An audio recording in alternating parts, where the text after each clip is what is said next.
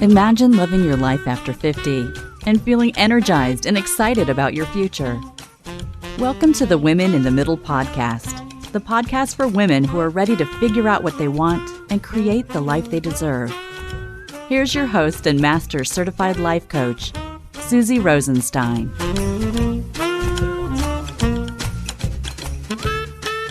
Hey there, welcome back to the podcast, Women in the Middle. I'm your host, Susie Rosenstein, and I am so glad to be here with you again for this week's episode, which is another interview in my series called Getting Real with Women in the Middle. Getting Real introduces you to real-life women in the middle who've made a big, scary change and figured out how to love their midlife. Now, you may recall that I described the Women in the Middle podcast as super practical, authentic, and real. That's why I love the Getting Real series so much. Real women, real life. All right, let's get going. I am super excited to introduce you to my guest today. She's someone who made one of these really big, scary decisions to leave a profession she worked her butt off to excel in. Specifically, my guest today was a frustrated pediatrician who made a big, scary change to become a weight loss coach for physicians. Please welcome Dr. Katrina Ubell. Katrina, thanks so much for joining us today on Women in the Middle. Susie, I could not be more excited to be here today. Thank you for inviting me. Oh my gosh. So what I'm so excited about with you is, and my listeners know this from my podcast, that I always say that a midlife funk is not always what you think. A midlife funk is not always, oh my God, I'm freaking, I'm turning 50, or I'm in a crisis and I need a red Ferrari. It's not all that. And sometimes what happens with these midlife funks is that it's a stage thing more than an age thing. And that is one of the reasons I was so excited to talk to you, because as a physician, what I've noticed is a lot of physicians tend to come up against this midlife funk thing more in their 30s. It's really about stage, not about age. So could you just tell me a little bit about what was going on with you in your 30s when you started to feel a little funky? Absolutely. I love talking about this. So, you know what I always kind of joke about with physicians is that we're kind of developmentally delayed in the sense that all of our friends have graduated school and have real jobs and are making real money and are traveling the world and having fun. And meanwhile, we're still either making no money or very little, toiling away in the hospital. And then we kind of get spit out at the very end of our 20s or the beginning of our 30s. And we're like, wait, now I'm a real adult. Like, what am I supposed to do? I'm supposed to have a family, buy a house, all of these things. But then it's almost like we are put into this point where we're developmentally accelerated, right? Where it's like all of a sudden then we are in that funk. We're like, wait a minute, this is not at all what I signed up for. Way back in high school or college when I thought, hey, I want to be a doctor, I was not thinking that this life was going to be like this, whatever it is, that image that we had in our brains. So what happened for me is I went through all my training and had a family and everything, was in a very successful private pediatric practice, really nothing to complain about in terms of, my work life. My call was decent. Everything was really quite good, but I was sort of in that funk and I really didn't know what was going on for me necessarily. I kept thinking that I just needed more systems. So by the time I was at my end of my 30s, I had 3 children and I just kept thinking like, well, I just feel kind of disoriented and kind of in this crazy state because I'm still in the baby zone or because I'm pregnant or because whatever I have going on. And I'd had some fertility issues too. So we always had that going on in between the babies being born and being pregnant. And so there's just a lot of things going on. And I attributed my life funk kind of just not being super happy to that. And then as I was approaching 40, I was done having kids. I had tried lots of different systems, lots of different ways of getting more organized, feeling like I was wanting to show up as a mother differently than I was, but didn't know how I could somehow summon the energy to do that because my days at work drained me so incredibly much. And I really had this, kind of, jokingly, but kind of this come to Jesus moment. And so what ended up happening was that my parents were aging as we all do, right? Everyone gets older. And somebody else that I know had gone through a significant health crisis that resulted in the death of her mother-in-law. Then I worked with her. And so I saw her go through this process with her family in town. So she was able to be with them, and how she really last minute needed to take a bunch of time off of work to help the family, and then the funeral and all of that aftermath. And I just was thinking about myself then and realizing, okay, my parents live a 7-hour drive away. It's definitely going to be me when they need something. They're getting to that point. They're very healthy still, but like they're getting to that point where something could happen. I really could get that call of XYZ is happening. And I didn't feel like I had that flexibility built into my contract. And so I requested to have more of that. And, we don't need to get into details, but it was denied. Oh. And this was a bit of a last straw kind of a thing where for a long time I had felt basically underappreciated, felt kind of less than some of the other doctors. Now, of course, I understand now that so much of this is all my thinking and I really could have used a coach, but it really deeply was painful to have that experience. And so when that happened, I just was so furious and I really had a hard time getting over it. I'm in general a very good sleeper and I couldn't sleep. That's how bad it was. I never am up nights worrying or stressed about something. And this was actually happening. So it was literally 2 a.m. I can't sleep. I'm fuming in my brain. My husband's snoring next to me. I'm just like unable to calm myself down to be able to get to sleep. And so I didn't know at the time, but I kind of started coaching myself. I said to myself, okay, if you're going to be this upset about it, then you need to do something. Don't just sit here and be mad. What are your options? Start thinking about what your options are. So my brain started getting into this solutions focused mode. And so I thought to myself, okay, well, what are all of your options? List all of your options, every single option you have. Okay, well, I could stay at this job. I could try to work less. I could try to modify my hours, which I basically knew wasn't going to work, but it was a possibility, right? I could go work at this place. I could go work at that place. I knew I wouldn't really want to move because my husband is a physician and owns his practice. So we weren't really going to be moving, away or anything, but you could go work at urgent care. You could go do these things. And then in that moment, this thought bubbled up for me. It just popped up in my brain. And I had the thought, or you could retire early. And I literally remember kind of like being taken aback at that thought, being like, could I? I'm talking to myself like, do people do that? Could I do that? So I'd been in practice for 10 years. And I thought, well, what if I just worked another 10 years? 20-year career is totally respectable. Because immediately I'm thinking, what will people think? Doctors don't do that. What are you talking about? Don't be ridiculous, And so I got myself to sleep that night by telling myself, okay, you can retire early. You can retire in 10 more years. You just have to do this 10 more years. So the next morning, I'm talking to my husband and he, of course, knew what was going on. And I said, listen, I think I want to retire in 10 years. I think I can only do this 10 more years. I only want to do this 10 more years. And he kind of thought about it and was like, well, we'll still have kids in college, but okay. Yeah, we can plan for that. We can do that. And so I was like, okay. But it was so interesting. Once I opened that door in my brain to the idea of not practicing medicine anymore, it was like, this is the solution. So 10 years, within 2 weeks, 10 years went to 5 years, to 2 years, to 6 months. Wow. I was like, I need to leave. I need to not be doing this anymore. Oh, I love that you talked about this because so many times we're not even willing to open the door. So we feel so stuck and so enmeshed and so powerless to our circumstances. Oh yeah. I was so in victim mentality. I was so disempowered in the way that I was approaching my job. And I often say, if I'd had some really good coaching, maybe I would have stayed. I don't know. And I don't regret at all what I did, but I really could have used some help. And the other thing that I just love is that once you opened the door, you started to see other things. And that's so common. In fact, somebody I interviewed on the podcast last week was talking about that she was just so shocked at the possibilities that became obvious to her and available to her once she had a different lens about her life. So this is an unusual option that you were entertaining. I'm sure you knew none of your colleagues were doing No. And I really did worry a little bit about what people would think. You go through this lengthy process to become a physician.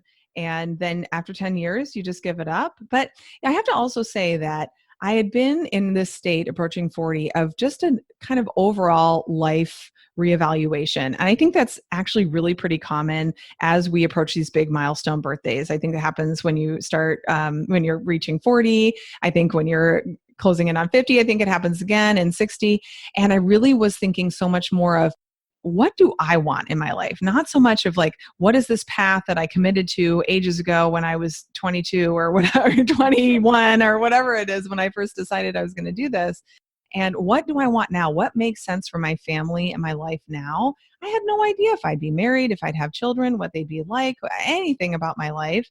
And so I wonder if being in that kind of just state of questioning everything helped me with that, because it was kind of like, what if you didn't work forever as a doctor? Like, do people do that? Would that be a possibility? And what's so interesting is now a couple years out from leaving and literally not missing it one day ever. And I still go back and I say hi. And I mean, there's no bad blood or anything like that. It's not that. It's just that I just don't miss that job anymore. I still have people who say, I just don't know how you could leave it. I just don't know how you could give it up. I'm like, really? No, it's really an unusual. There's so much fear with Yeah. change. And the other thing I do want to talk about, though, is when you talked about this, what I call a wake-up call. You called it a come to Jesus moment. I think it's all of those things, right? Yeah. There was something that literally shook you.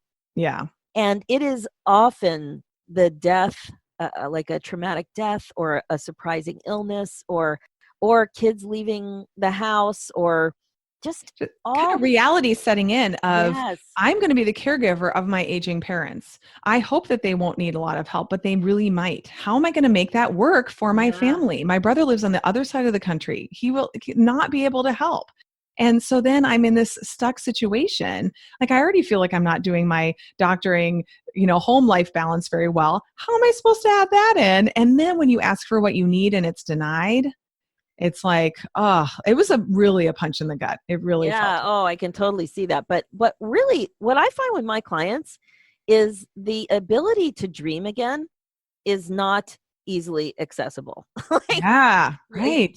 So the fact that you looked at that milestone and were starting to ask yourself questions and entertaining them, not everybody does that. And many people are in so much pain because they're really, their heads in the sand. They're just focusing on paying the bills and the chaos of being a mom, that the idea of actually entertaining choice and options is not readily accessible. So I think you get a little gold star for that one. Well, for thank whatever you. reason. Yeah. You just allowed yourself to go there. One thing that I think was really helpful, though, that I want to point out is I had actually given this advice to a family that I took care of. The mom had been going through just a very traumatic issue with her husband and came in for an office visit for her daughter and was telling me about what was going on. And she didn't know if she wanted to leave the marriage or not. And I actually had forgotten I'd even given her this advice, but she came back to me, I think 2 years later, and told me that was the best thing anybody told me, my therapist, everybody, this is the best thing. And what I told her was, I don't think you need to decide right now. What if you just decide to not decide right now and just let things play out? And when you're ready to make a decision, you're going to know. And she was so grateful that she was then given permission to basically explore, that she didn't have to make a choice immediately. And I think that unintentionally, I did something similar with my career. So I gave a 6 month notice, which was, a pretty long time. And so of course people knew, and they were, talking to me and asking me questions, what I was going to do. And people were very concerned about me, that I was going to be bored and, unfulfilled and all of these things.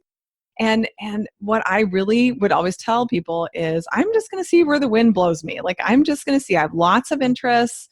I'm not sure what I'm going to do. And that is also just deciding to not decide. right? Yeah, Just going like, I don't know right now and I don't need to know. Like, I'm willing to just explore and I'm pretty sure I'm going to find something that I like that's going to feel right. And I yeah. think when you're open to it in that way, then the things really can come into your life. And that's exactly what happened for me. Yeah, that's great advice. That's really great advice because there is a lot of pressure. When I was in my funk for 5 years, I was pressuring myself constantly. And I must have been the most boring friend at the time because all I wanted to do was talk about how confused I was and how stuck I was. And oh my gosh, I wish I would have just said, you know what? Just chill out. Right, exactly. Really Like hard. right now I'm trying to figure out what I want to do and that's okay. It's really just accepting reality. Like right now, I don't know. I don't have to indulge in all of the negative emotions related to that. But I think when you decide to not decide, what you're doing then is you're still taking action, right? You're like Yeah. saying, you're not going to indulge in indecision. You're saying, okay, I'm going to decide to check this thing out. And I'm going to decide to check that thing out. And I'm going to decide to take a leap and get that training or that certification and see if that's something that I want to do. It propels you forward Yes. versus just spinning in the same thing over and over again. Exactly. You're allowing yourself to dream, really. Yeah. Yeah. It's really Saying what it it's is. okay. Yeah. I don't need to sort out my life. And you know, it's so funny. I'm seeing this exact same thing with my kids and their peers right now. So they're Mm. graduating from university and starting to think about plans. And they're just like a bunch of midlife women, totally stuck. They're like freaking because they want to have it all solved and fixed. Yeah. They want the roadmap. They want the how. Yeah. They want to I'm like, know how, and just they're, keep yeah, it's not available to you. just keep moving forward. Every time you move a little bit forward, you'll meet more people, you'll get more ideas, you'll see more things to think about. Just keep moving towards something Yeah. you love. And you'll look back and go, I could have never anticipated that it was going to go this way. Just like all of our lives. Who has their life mapped out decades in advance and it goes exactly that way? Nobody. So What's the true. next best right step? Yep. Then take that and see what happens, reevaluate, and move forward from there. Yeah, we're so hard on ourselves. Yes. So, Well, and okay. especially physicians, right? I mean, it's Oh, all about being super high achiever and somewhere along the line, I mean, so many people do this anyway, but somewhere along the line we get into this habit of if I do something wrong, then the ticket to improving is to beat myself up. Like that's somehow going to help. And then, our relationship with ourselves is so weak yeah, where we're there so is a accountable lot. to other people, but when it comes to us, it's like I used to kind of say, if I say I'm going to do something for someone else, it's happening, like 100% going to happen. If I say I'm going to do something for myself, like it might happen. I mean, there's a chance, right? But chances are not. Yeah, exactly. It's so common. It's so common. I forgot what I was going to ask you. So we'll just move on. So the next Okay. question I wanted to talk to you about once you made that decision and that date was closing in, what were you thinking and feeling at that moment? So at this point, you didn't know what you wanted to do, but you Right. had the date coming close. Yes. A lot of my clients talk about fear, and you Hmm. haven't mentioned fear yet. So tell me a Yeah. little bit about what you were thinking and feeling. So I did not really experience a lot of fear after I had let my practice know and told my patients. It was up until that point because what I knew for sure was that I had a really good gig. I had amazing families. I had this patient panel that was to die for, so great. And I knew that once I left, I could never come back to it. And I knew that I could create something similar somewhere else, but it would take many years. I had spent many, many years, in quotes, air quotes, training these people the way I wanted them to be, right? So I really had this ideal patient panel. Walking away from that, from a very respectable and respected practice, was something that I couldn't just go like, oops, never mind. I changed my mind. I want to come back. That was not going to be an option. And so I spent some time talking to a lot of different people. Of course, spoke with my husband a lot about it. We went and met with our financial planner to talk about, just to make sure that this was not a ridiculously stupid idea. I spoke with both my parents about it. And I wasn't really looking for approval from people. I more just wanted to talk it out and get other people's opinions. A very trusted friend and I talked a lot about it because also this was not, public knowledge. So I had to be very careful who I was talking to. I live in my community where I practice my old office is literally a half a block down the street from me. So I can see it from my front yard. So what was the main question you were seeking advice about? Yeah. Is this the stupidest thing I've ever decided to do in my life? Am I a complete idiot in thinking that this is a good idea? And I remember my dad saying, my mom was much more concerned about just all the effort I had put in, which, a lot of people are concerned about. But my dad, after we talked about everything, he said, you know what? If you don't love going there every day, life is too short. So true. Else. And I was like, you know what?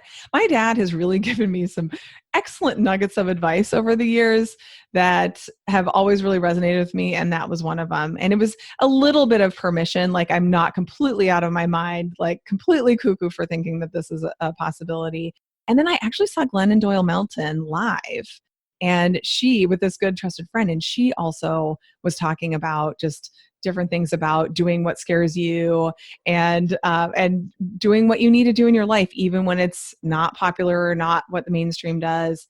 And then I was like, okay, this is it. So I drafted a letter. I let my practice know, my boss, and drafted a letter that was sent out to my patients. And then I felt very free. And it was like, see, now the decision's made.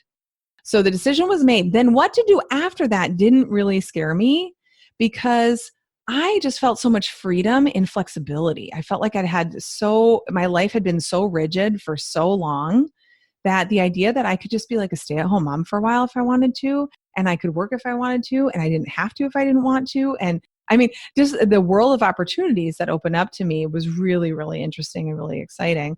And I had learned about coaching a couple years prior, had wanted to become certified as a coach, but it wasn't going to work with my schedule at that time. And I'd kind of forgotten about it until during that 6-month period, I got an email that was inviting me to a webinar. I went on the webinar, which was fantastic. And what it was promoting was coach training. And I thought, oh, that's right. I wanted to do this. Oh my gosh, yes. I really, really, really want to do this. So that's how that happened. That's so funny. So you had totally forgot. I can't tell you how many clients I have who I take them through this exercise looking to the past for clues about what they've always loved. Yeah. And this little exercise, people are totally, they've forgotten that they love to write.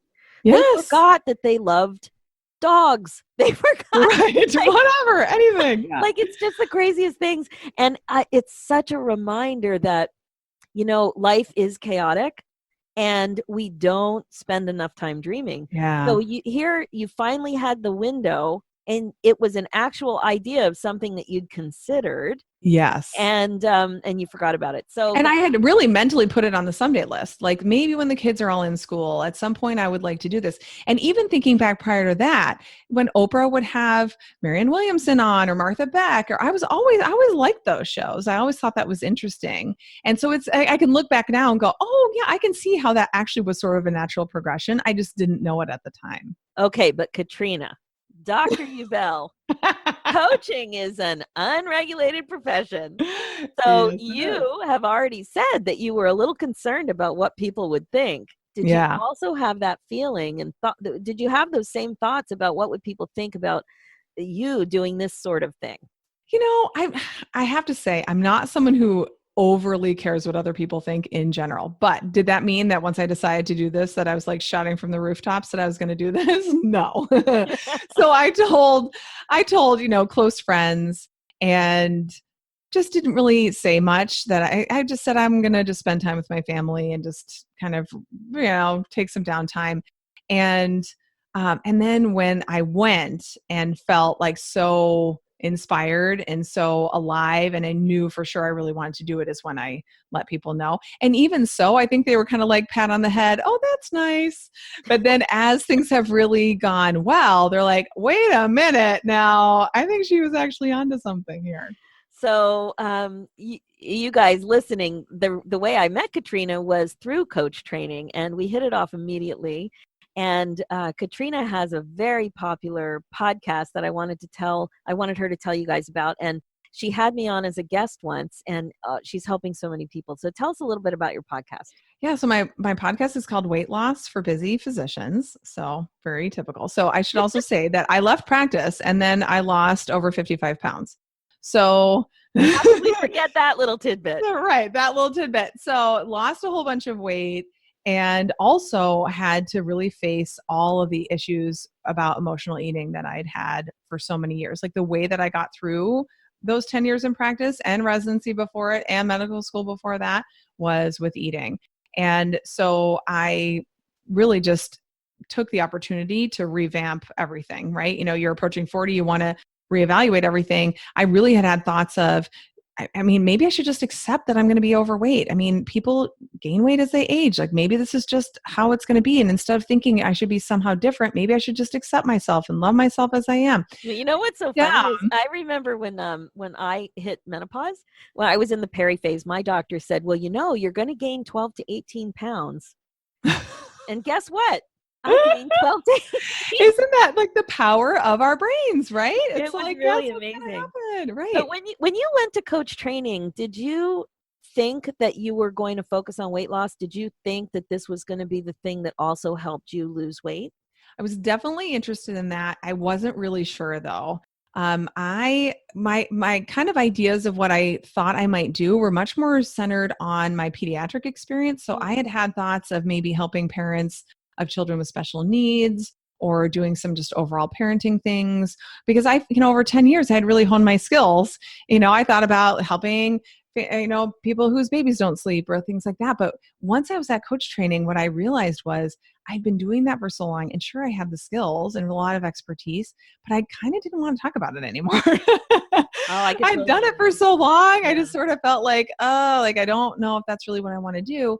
And I don't know exactly when I had the idea about weight loss for physicians, but I thought, well, if I can tackle this myself, I know there's got to be at least a few doctors out there who might be interested in learning this kind of thing too. Katrina, I think it was there. I think I saw you have the idea. Oh yeah, maybe that's possible. I remember having a conversation where you were kind of presenting it. And my husband's a physician and my father was a physician. I happened to just know physicians. Yeah. And I just thought right away it was a great idea. And so your podcast has become really popular. Yeah. Oh yeah. I mean, it's I think just physicians in general like to listen to podcasts because they're busy and they don't really necessarily have a lot of time to read. So in the car, they like to listen or if they're just doing stuff around the house. But what I think I was kind of surprised about was that I wasn't the only one. Like, we all think we're the special snowflake, right? That we're the only ones who are struggling or only have this one specific problem or issue. And just how this affects the masses of physicians in all kinds of untold ways. And what I hear back in reviews on my podcast and in emails are even people who are like, I don't need to lose weight, but your podcast has completely changed my life. In terms of my thinking about my job, I'm actually showing up as the mom I want to be now. I'm enjoying my teenage children who I basically detested before. I mean, like major life changes. Some people are like, I lost 60 pounds just listening to your podcast. I'm like, amazing. Like, this is so fun, And what I now find coming full circle is I'm still helping people. Like, that's the part I love doing as a doctor, but it's a much broader reach. And a lot of these doctors are learning all of these tools and skills and learning it themselves. And now they're teaching their patients how to do it. So, I mean, my reach is so much greater than it ever could have been one-on-one. Yeah. Oh my gosh. Yeah. And when you first invited me on your podcast and you said, I think doctors will really resonate with the whole midlife funk thing. I'm like, oh, really? Yeah. You were like, I don't know. I'm like, oh, they will. Trust me. Oh my gosh. It's been so amazing talking to and helping people who have found me through you because you're right. And like I said, a lot of the doctor funk is going on in the 30s and 40s. So yeah, there's a lot of funky thinking going on out there with very chaotic and busy, overachieving women for sure. And it's so great to be able to help. The other thing that you bring up that I just find really compelling is, and I've seen this with other clients, is that just because you left your medical practice, your traditional medical practice, doesn't mean that you're still not able to help people and you're still not a doctor at your core of core. Yes. And I know that this happens to a lot of people. They think they get their identity and their personal brand is so tied in to their original training or their original career path that it's very hard for them to see that their identity and brand has nothing to do with the job. It has to do with them and their lens and their way to approach the world and help people. And I think that's totally what you've seen. you've left traditional pediatrics, but it's so amazing that even though you're now dealing with helping busy physicians lose weight, that you're still a doctor at your core, Yeah. at your total core. Yeah. And it's really who you are. It's who you always have been. Yeah. And, people will sometimes say, oh, she used to be a doctor. And in my mind, I'm like, no, I'm still a doctor. But, one thing I wanted to point out that I think helped me a little bit, and it just because I think some people might be like, it just seems like she just gave it up kind of so easily. I have always been someone who kind of changed things, relatively kind of big things, in the sense that I went to college to be an engineer. Midway through that, I was like, yeah, I don't want to be an engineer. I want to be a doctor. Got the engineering degree anyway, then went the whole pre-med route, totally thinking I wanted to do orthopedic surgery because I had learned all about and done research on prosthetic limbs and, that kind of thing. Was all about orthopedic surgery until my third year of medical school, when I actually started doing my rotations, decided I don't actually think surgery is for me, but sure do I love seeing all these children every time I see them, then decided to do pediatrics. So, I never was like, no, but I was so locked into ortho. I have to do ortho. Orthopedics is it. I have to do that. At my own expense. I was like, yeah, if I don't want to do that, then I'm just not going to do that anymore. And that's kind of the skill. Like, people were like, I'm so surprised. I'm like, I'm not so surprised, actually. Well, I have to tell you, the feel of your story is different than many of the women I've interviewed and coached. There is typically a lot more fear, and people really struggle with stability. A lot of women talk about stability, and the fear of what they know is better than the fear of what they know. So, well, and I have to also say I was very lucky in the sense that my husband was still enjoying his job. yes. I mean, it was at a point where when I was trying to come up with arguments to stay in my job, I was really having a hard time coming up with them. We really didn't need the money. My educational debt was paid off. Like, there was just a lot going on in our lives. Like, the financial advisor said, he's like, I have a number of 2 physician clients, married clients. And he's like, over the course of time, almost always, at least one of them ends up, taking a break or doing something non-clinical or just changing their job completely so that they can be home with the children or something like that. That kind of gave me a little of that permission. Like, see, people do this. See, having a 2-doctor couple is really hard. Well, yeah, you hit the nail on the head when you talked about lack of flexibility. Yeah. If 2 people's jobs are really demanding, the flexibility that you have in your home life, and it's like zero. It really was so, and even to just make it to a school event, oh my gosh, the stress of the day and the schedule and trying to keep on track. And then somebody wants to talk about something else and you're trying to be nice outwardly, but inside you're like, oh my God, I gotta get out of this room. I mean, the stress. And of course I could, like I said, I could have used so much coaching and changed everything about that. And, I even wonder if I'd had a lot of coaching, if maybe I would have just found a different job within pediatrics. But what I also really love is now I never entertained the idea of being an entrepreneur or being a business owner. And now in doing that, I can also see how that is really well suited for me. I like to be in charge. I like to be the one making the decisions. And I think that's one reason I struggled in my practices. I didn't have that total autonomy. I didn't really see any way to grow anymore in that job. Now, could I have found another job within medicine where I could have grown? Absolutely. Well, I'm really glad you mentioned that, because I think ultimately that is the source of the pain when people are in a midlife funk. They have this, it's subtle, they don't know what it is, but it's this sense that they're stagnant and that they need growth. And it's very hard to articulate.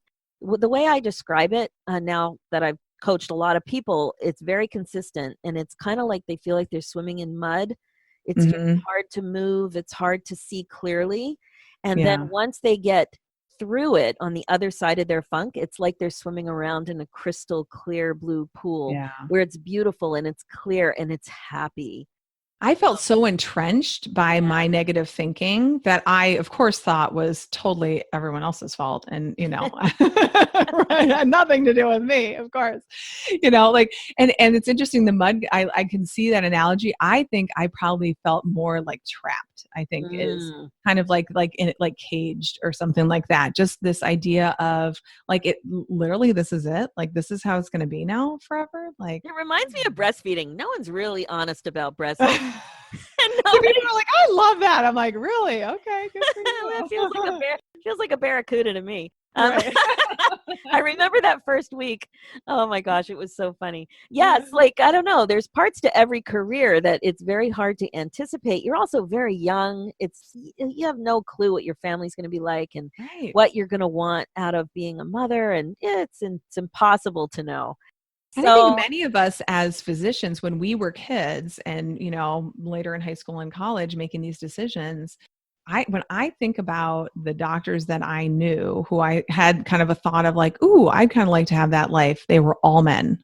And now after the fact, I've thought to myself, I wonder why their lives, didn't seem so difficult. And you know what it was? They had a wife who handled everything, literally we all everything, right? Yeah. And I think so many women of my generation who are now doctors are also in a similar position where they're like, I have no role model to look up to. I have nobody that I can look to, 10 or 20 years ahead of me who's like, or that they know. I mean, obviously there are some women, but anybody who can kind of give me some tips or like, this is what worked really well for me. And we try to hire stuff out and, throw money at the problem. That's what I would always think to myself. How can I throw money at this problem? Like I have money, I have no time, but I have money. Like, what can I do? And even so, it still didn't make it better. It was like, you know what? I actually like grocery shopping. Like, can I have a life where I can go to the store once a week and pick out my own apples? Like, is that so much to ask for? So, yeah, that's a very interesting way to look at it. That, in essence, these male role models had an assistant. Yeah, and definitely. maybe they didn't want to buy apples, but you're saying that homemaker role, that nurturing role, that you enjoyed it and had no time for it. And yeah, right. And it always made me feel like I just always felt like I was doing everything not very well. Yeah. Although I should definitely say that, my overachiever in me made me make sure for sure that I was doing a really good job at work. And then my family got kind of the leftovers. And sometimes there was more there and sometimes there was less. And, I think just as I aged too, my body and my brain just like couldn't keep up so much anymore. I just didn't have that energy. I remember coming home sometimes late. I mean, my husband works 20 minutes from our house. He came home before me 98% of the time. I mean, Wow. it just is a different situation. And he would have the kids getting ready for bed and I couldn't even walk up the stairs. I would just sit on the couch and just turn on the TV and I wanted to just zone out. How was your day? I can't even get into it right now. I like didn't even have the energy to talk. I didn't want to rehash it again. I just couldn't even anymore, That's a perfect segue into this last question I want to ask you. I had so much fun with you here. So if you, that was a very painful time, it was a very confusing time, and it was very murky. Yes. So if you had a piece of advice, now that you've busted through your funk, you're on the other side, you did some scary things, but you're into your new life with more flexibility, more control, more decision-making, what would you tell other women in the middle who are still in the mud? They're still in that murky, confusing, very frustrating phase. I think my biggest piece of advice is don't tell yourself that there's not a solution. Right? When you tell yourself that there's nothing better out there, that there's no way to get what you want, then you're completely blocking your brain off from solving the problem for you. I completely did that. I think that's what we all do. And that's how we feel like a victim. We feel trapped. We feel stuck because we just keep telling ourselves, this is all I can do. There's nothing else I can do.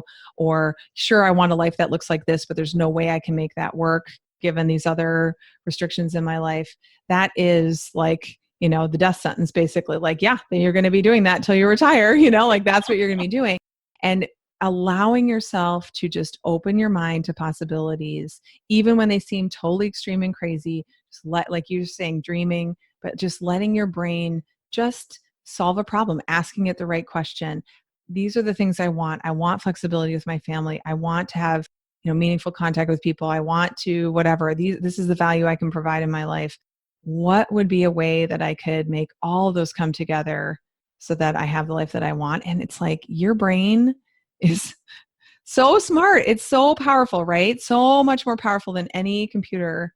It's going to come up with solutions for you. And that can be the ticket to figuring out what you want to do next. Oh, that is the ticket. What movie was that from? Was that Saturday Night Live? That's the ticket. That's I don't remember. I don't remember. Somebody will chime in on that. Katrina, thank you so much. I'm going to definitely in the show notes post a link to your podcast, which is called Weight Loss for Busy Physicians. Yes. And if there's, and also to your website. So thanks so much for joining us today. It was amazing to hear from you.